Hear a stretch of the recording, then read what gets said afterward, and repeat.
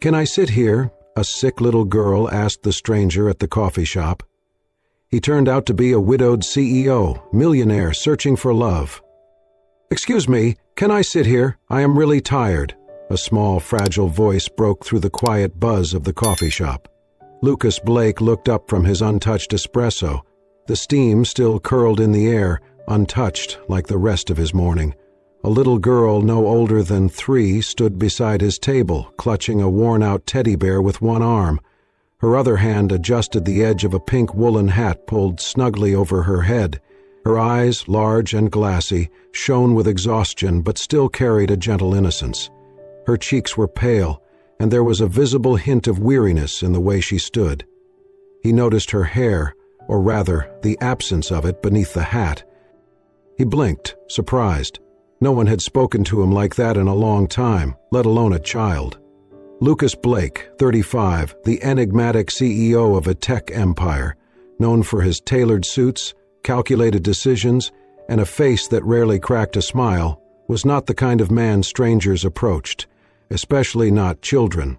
He looked into the girl's eyes, and something in him shifted. Those eyes. They pierced through him like a memory. His breath caught. They reminded him so much of Ethan. His little boy. The same softness, the same light, the same vulnerability that once looked up at him from a hospital bed and asked, "Will I still see Mommy tomorrow?" Lucas did not speak. He simply nodded and reached out with calm, precise movement. He slid out the chair across from him. Then, after a moment of hesitation, he loosened the charcoal scarf from around his neck and gently draped it over the girl's shoulders. The little girl blinked in surprise but smiled, one of those innocent, trusting smiles that had long vanished from his world. She climbed up onto the chair with effort, her legs too short to reach the ground. She set her teddy bear on the table and patted its head affectionately. "This is Hope," she said, looking up at him. "She's tired too." Lucas swallowed the lump in his throat. "Lily?" she called, her voice high with panic. She rushed from the counter toward them, her eyes darting between her daughter and the strange man sitting across from her. "Oh God, I'm so sorry. I didn't know she—" Lucas raised a hand, not rudely, just enough to calm her. His voice was steady, surprisingly gentle. "It's all right, she's—" "Lovely." The young woman hesitated, clearly conflicted. Her eyes took in his sharp suit, the leather gloves beside his coffee cup, the kind but unreadable expression on his face. She looked down at Lily, now wrapped in his scarf and humming softly to her teddy bear. Something in her softened. Still, she stepped forward and gently took her daughter's hand. "Thank you," she said quietly, her voice tinged with embarrassment. "But we should go." Lucas nodded once, not demanding, not questioning, just a silent understanding. The woman turned away, lifting Lily into her arms. The child leaned into her shoulder but waved a tiny hand back at him. "Bye-bye, mister." He watched them leave, the way the mother held her daughter tightly, protectively, as if the world outside was a storm and she was the only shelter the child had.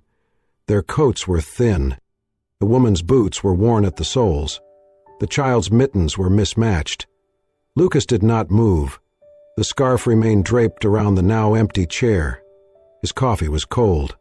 For 3 years he had mastered the art of indifference. He had learned how to fill his days with meetings, numbers, and business lunches that ended with empty smiles. He had told himself he was over it, that love, loss, and emotion belonged to another life, a life buried with Claire and Ethan. But today, a child walked up to him and asked for a seat, and something had cracked. He leaned back in his chair, eyes fixed on the glass door that had just closed behind them.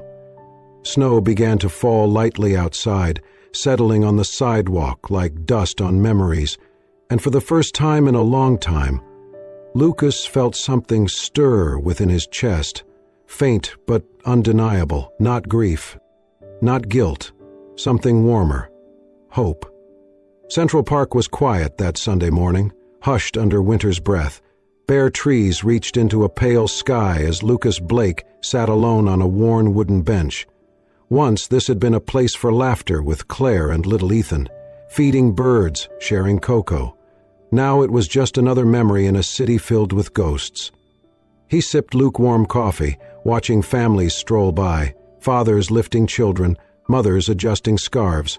Then he saw her, Lily. She spun gently on a merry-go-round, cheeks pink from the cold, a too large knitted hat slipping to one side.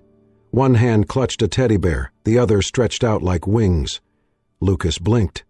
It was her, the little girl from the cafe.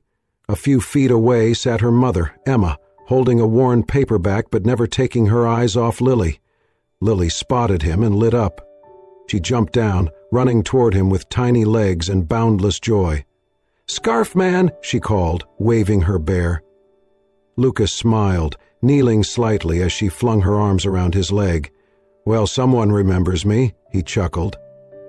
Emma stood, clearly surprised, but didn't rush forward. "Hi," she said carefully. "Hi," Lucas replied gently. "Looks like she has a good memory." "She remembers kindness," Emma said, a little embarrassed. "I brought something," he added, pulling a small bag from his coat pocket. He handed Lily a chocolate-dipped cone. Her eyes widened in delight. Emma hesitated. "It's cold." "Ice cream, still ice cream," Lucas said with a grin. She laughed. "You're not wrong." They sat together, Lucas and Emma on either end of the bench, Lily in the middle, swinging her legs, humming softly.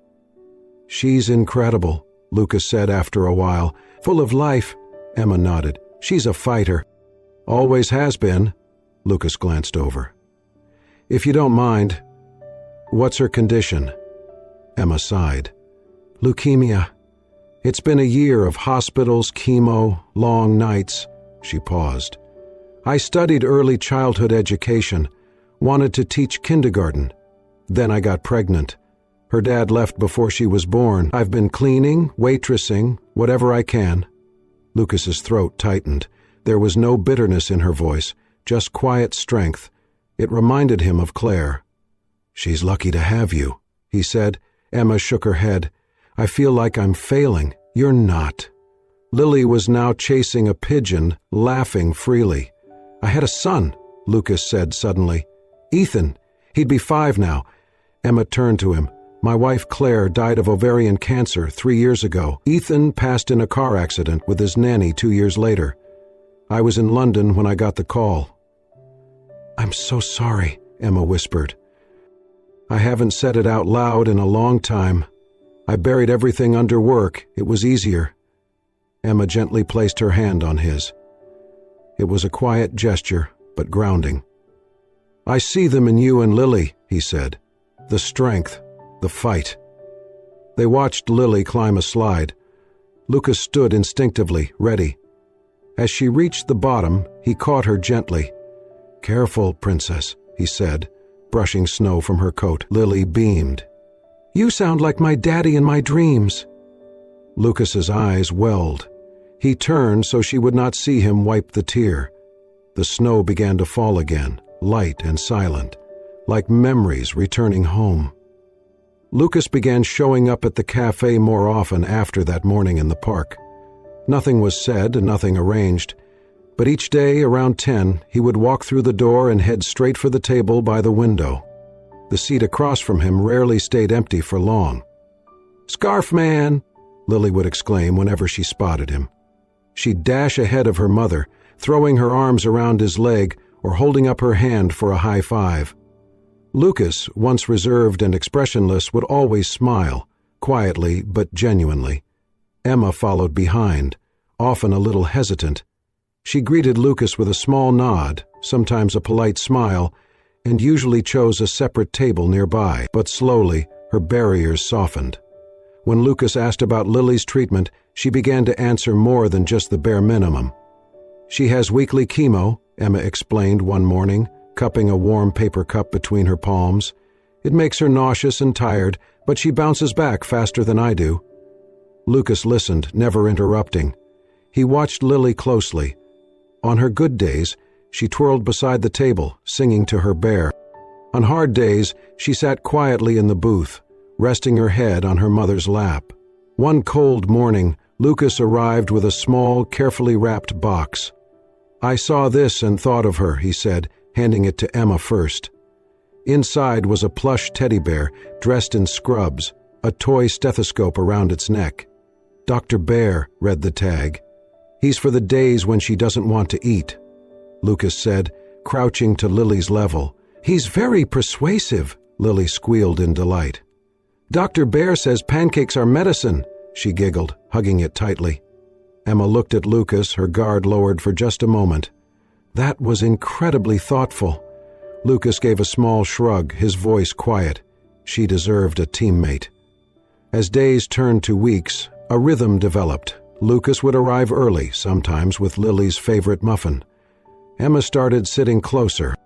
Occasionally, all three shared the table, talking about books, cartoons, Lily's dreams of growing up to ride unicorns and eat ice cream for breakfast.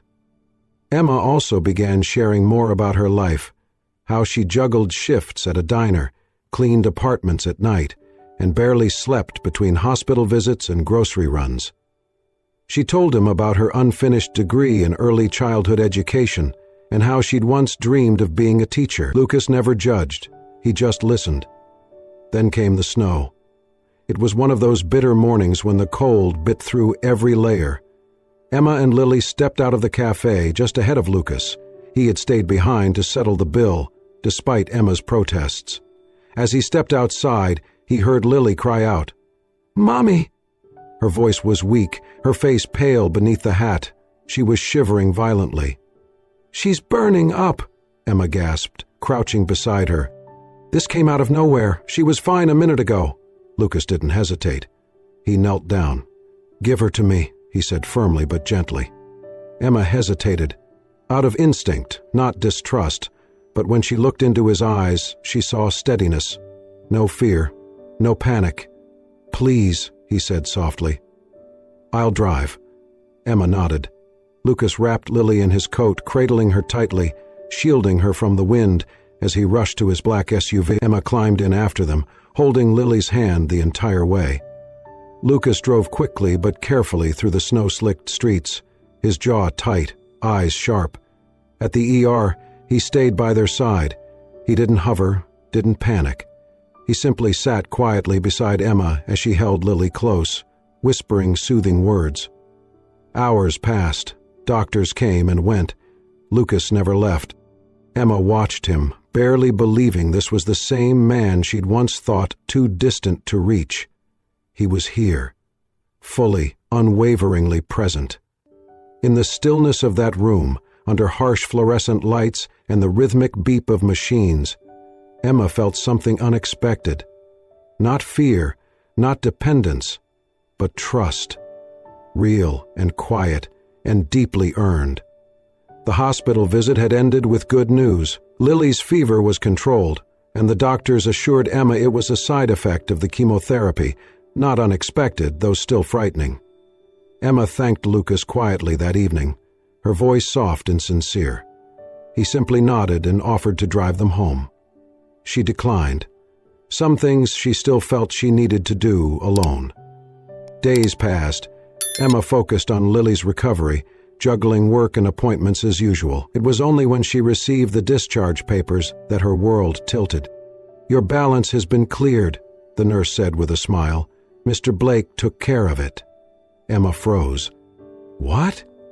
"He handled the full amount this morning. Very generous man." Emma said nothing, just took the papers and walked out of the hospital with Lily in silence. But inside her emotions churned. Confusion, anger, and something else she refused to name. That afternoon she stood outside Lucas's office building, heart pounding against her ribs. When the elevator doors opened and she stepped onto the top floor, she was a storm contained in a small frame. He looked up from his desk, surprised to see her. "Emma?" "Did you think I wouldn't find out?" she snapped, walking in without invitation. Lucas stood. "I was going to tell you." "When?" she demanded. "After you decided what else I couldn't handle on my own."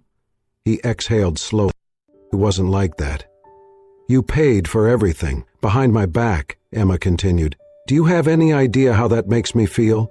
I was trying to help." "No," she said sharply. "You were trying to fix something." Like I'm just another broken thing money can mend?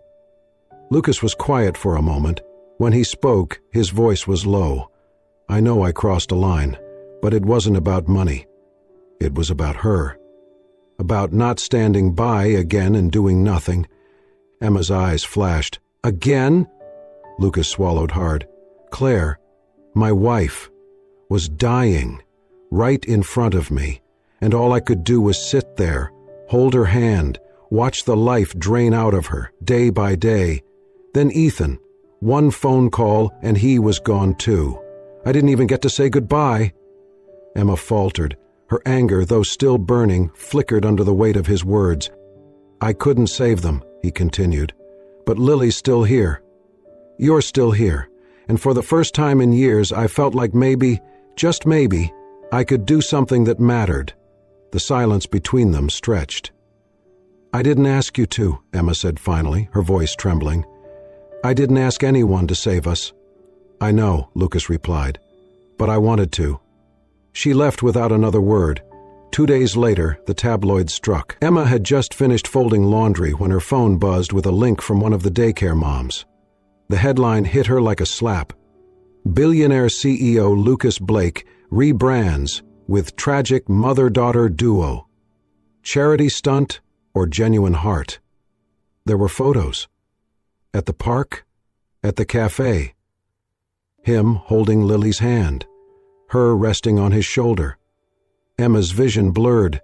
She clicked out of the article, heart racing, her stomach turned. Had he known? Had all of it been calculated? Was Lily, a convenient image? She blocked his number that night, blocked his email, refused his messages at the door. When he showed up at the cafe the next morning, she was not there. Lucas stood alone at the window table, watching the empty chair across from him like it might somehow fill itself. 3 days later, he knocked on her apartment door. Emma opened it part way, her expression cold. I didn't know about the article, he said immediately. I swear to you, Emma, I didn't leak anything. I didn't want that. But it happened, she said flatly. And now we're public sympathy points for your reputation. That's not what this is, Lucas said. You know me better than that. Do I? She asked, eyes narrowing. Because from where I'm standing, it looks like everything you do has a camera angle. Lucas stepped back like she had struck him. Emma, I never used you, she shook her head. I don't know what to believe anymore. Lucas wanted to fight, to explain, but she had already started closing the door. He stood there for a long time after it shut. That night, Lucas returned home, walked past the silent hallways of his penthouse, and opened a door he had not opened in months. Ethan's room. It still smelled faintly of baby powder and dreams. The toys were in their places, the books untouched. Lucas sat on the edge of the bed and lowered his head into his hands. He had tried. He had dared to feel again, and now the silence around him was louder than ever. The door creaked softly as Lucas pushed it open. Ethan's room had remained untouched, a time capsule of loss. Blue walls displayed faded dinosaur decals. A small rocket-sheeted bed lay perfectly made, and a plush stegosaurus rested on the pillow as if waiting for bedtime.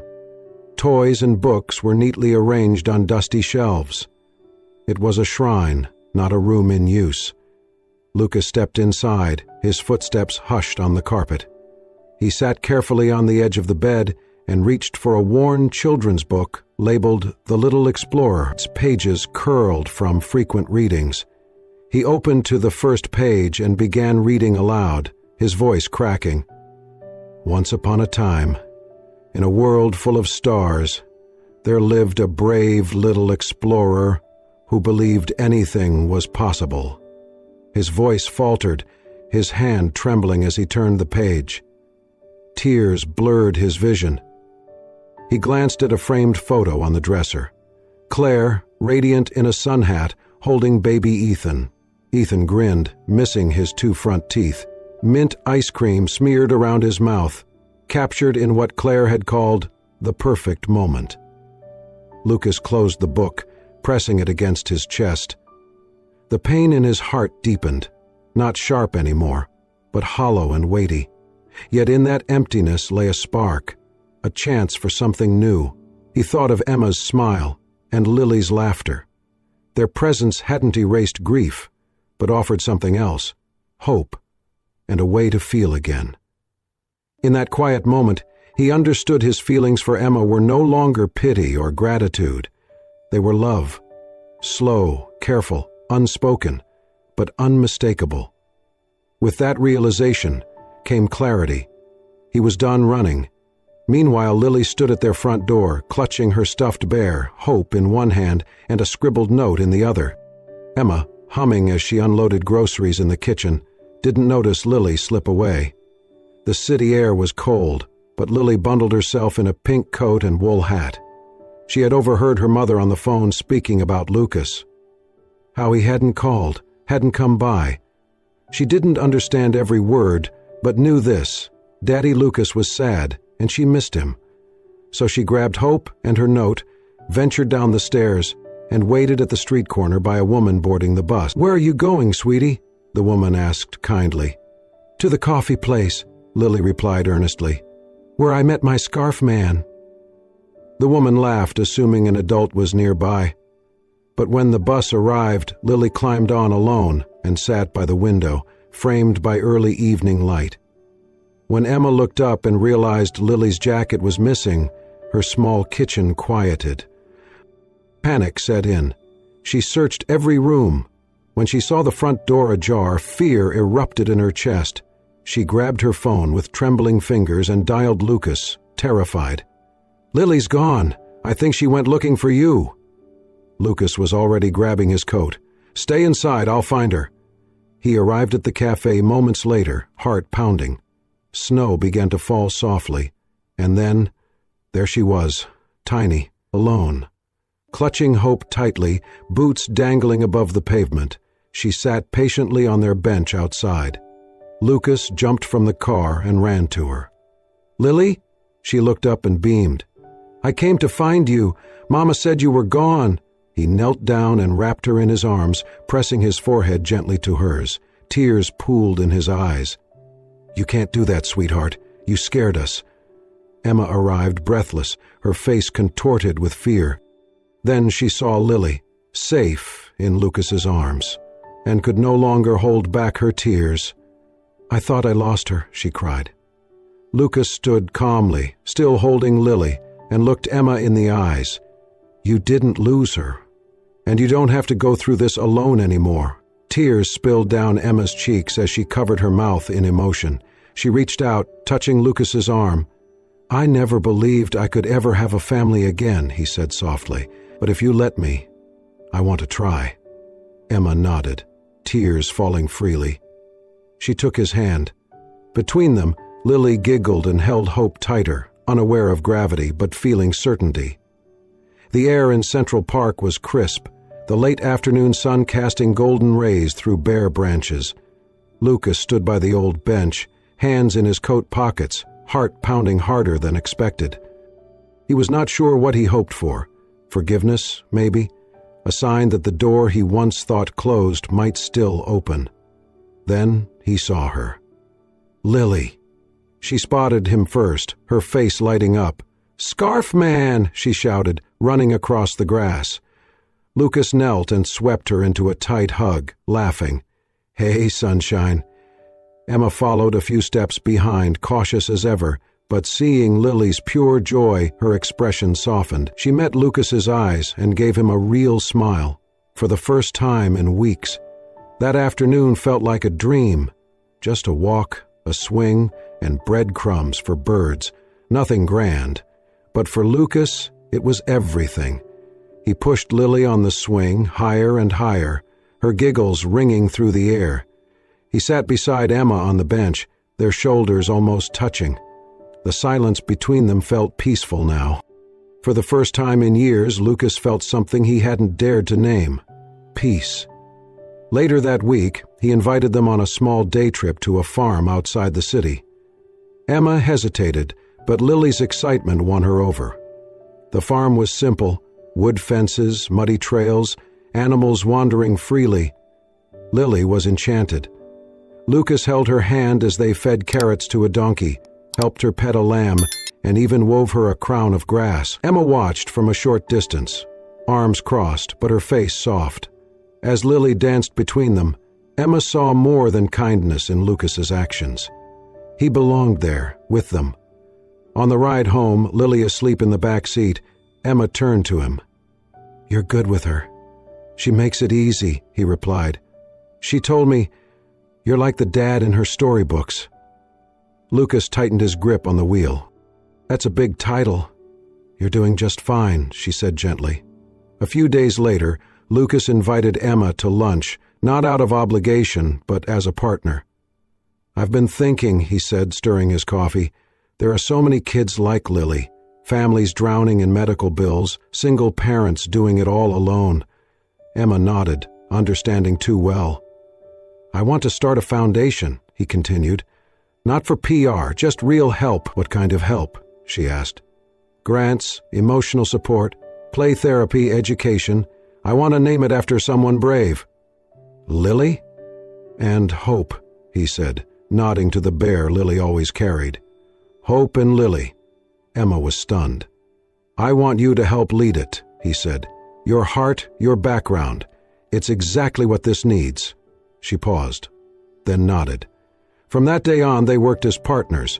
Emma organized story times, meetups, toy drives. She wrote lesson plans, led hospital reading hours, and brought warmth to every child she met. Lucas handled logistics, finances, expansion, but he never missed an event. He was there, for every meeting, for Emma, and always for Lily. Working together showed them more than compatibility. Emma saw Lucas's steadiness, the way he noticed when she was overwhelmed, the gentleness he offered in silence. Lucas saw her brilliance, her calm in chaos, her compassion, her unwavering strength. She wasn't just Lily's mother. She was the woman he admired. And admiration turned quietly, steadily, into something more. One night after a fundraiser, as they packed up alone, Lucas looked at her, really looked. And for the first time, he saw not just the woman who'd walked unexpectedly into his life. He saw the woman he wanted to never walk out. The call came at 3:17 a.m. Emma's voice on the other end was trembling, panicked. "She's burning up. She can't breathe properly. I'm calling an ambulance." Lucas was already putting on his coat. "I'll meet you there." At the hospital, chaos swallowed them. Doctors rushed Lily down the hallway as alarms beeped. Her tiny body looked even smaller in the flurry of motion, tubes, wires, oxygen mask. Emma collapsed onto a waiting room bench, her hands shaking, her eyes wide and empty. Lucas arrived seconds later, spotted her, and dropped to his knees in front of her. "She's in ICU," she whispered. "They said, complications from the treatment. They don't know if she'll—" Her voice broke, and she folded in on herself, gasping through tears. Without a word, Lucas wrapped his arms around her and pulled her close. She didn't resist. "I'm here," he murmured into her hair. "I'm not going anywhere," Emma sobbed into his shoulder, her fingers gripping his coat like she might fall apart if she let go. Hours passed. Lucas paced, made calls. Within the hour, a private medical team from out of state was en route. Specialists in pediatric oncology. The best. Emma watched in stunned silence as he coordinated everything. Never frantic, never boastful. Just focused, committed. "She's my family too," he said quietly, as if answering the question she hadn't dared ask. When the doctors emerged from ICU later that morning, their expressions were cautious but not grim. "She's stable," the lead physician said. "Still critical, but she's fighting." Lucas exhaled and sat beside Emma in the waiting room. She turned to him with bloodshot eyes, reached out slowly and took his hand, not in gratitude, in need, in trust. He laced his fingers through hers, and they sat like that for a long time. No words, just the hum of machines and the scent of disinfectant in the air. Over the next few days, Emma barely left Lily's side. Lucas stayed too. He brought her fresh clothes, made her eat when she forgot, rubbed her shoulders when stress locked her muscles tight. It was in those quiet, painful hours that something unspoken grew stronger. When Lily finally opened her eyes again, her voice was hoarse but smiling. "Mommy, Lucas, I'm still alive?" Emma nodded through tears. Lucas bent down to kiss her forehead. "Yes, you brave little star, you're still here." And that night, when Emma fell asleep in the hospital recliner, Lucas sat watching them, mother and daughter tangled in a blanket of exhaustion and love. He knew then, without question, where his heart belonged. 1 week later, Lily was discharged, with cautious optimism and a new treatment plan. Lucas brought them home, not to the apartment Emma had once tried to make feel like more than survival, but to his house, his real home. It was Emma who hesitated, standing in the grand foyer beneath crystal lights and polished marble floors. "I don't belong in a place like this," she whispered. Lucas knelt beside Lily, who was already marveling at the sweeping staircase. Then he looked up at Emma. "Yes, you do," he said, "because this isn't just a house anymore. Not without you two." That night, the staff in Lucas's mansion saw something they never imagined. Their distant, reserved boss was crawling on the floor with a little girl, pretending to be a dragon. He tucked her into a guest room that quickly became hers, complete with glow-in-the-dark stars on the ceiling. And he stood in the doorway long after she had fallen asleep, watching her breathe. Every morning after that, Lily would burst into the kitchen and shout, "Lucas, I'm still alive!" And every time, Lucas would smile, open his arms, and reply, "And that's the best news of the day." 1 year later, the world looked different. Lily's hair had started to grow back, soft golden wisps that framed her round cheeks. She no longer needed her woolen hat. Her footsteps were strong now, confident. She ran ahead of them in the park, skipping between benches, her laughter echoing like wind chimes through spring air. Emma watched her daughter with a quiet smile, her hand nestled in Lucas's. Life had been gentler lately, no longer defined by fear or scarcity, but by possibility. Lucas had become a part of everything: doctor visits, school applications, bedtime stories. The man once haunted by silence now woke up to "Daddy, Lucas" every morning. That Saturday, Lucas suggested a walk. He led them through the city, hand in hand, down familiar streets that still carried memories. Emma didn't think twice when they turned the corner and found themselves standing in front of the little cafe with the crooked sign. The cafe where it had all begun. She laughed softly. "Wow, I haven't been here in so long." "Come on," Lucas said, gently guiding her inside. It was just as she remembered. Warm, modest, the scent of coffee and fresh bread curling through the air, and there, by the window, the same table waited. Empty. Waiting. They took their seats. Lucas across from her, Lily climbing into the middle chair just like before. Emma shook her head in disbelief. "You planned this, didn't you?" Lucas only smiled. Lily looked around, her eyes suddenly wide with recognition. She gasped and clapped her hands. "This is it! This is where I said it!" Emma blinked. "Said what?" The little girl grinned. "Where I said, 'Can I sit here?'" She looked at Lucas. "Remember, Scarf Man?" He chuckled. "How could I forget?" Emma's eyes welled with emotion. She reached across the table, squeezing Lucas's hand. "This place really did change everything." Lucas nodded, then stood up slowly, reached into his coat pocket and walked around the table. Emma frowned in confusion. "What are you?" He dropped to one knee beside her. Her breath caught. Lucas reached into his pocket and pulled out a small velvet box. He opened it to reveal a simple, elegant ring. No diamonds screaming for attention. Just a symbol of love, real, steady, and forever. His voice was calm, but his eyes shimmered. "The first time you walked into my life, it was because your daughter asked me if she could sit here. And I had no idea that she, both of you, would change everything for me." Emma's hands flew to her mouth, already trembling. "I lost my first family," he continued, "and for a long time I believed I wasn't allowed to love again. But you, Emma, you brought me back. You reminded me how to feel, how to hope." He looked over at Lily, who was watching intently, then back at Emma. "I know nothing in life is guaranteed, but if there's one thing I'm sure of, it's this. I want to spend whatever time we have left with you. All of it. Will you marry me?" Emma couldn't speak. Her tears spilled freely, her heart full to the brim. She nodded. Lucas exhaled, visibly emotional, and slipped the ring onto her finger. "Mommy said yes," Lily squealed, throwing her arms around both of them.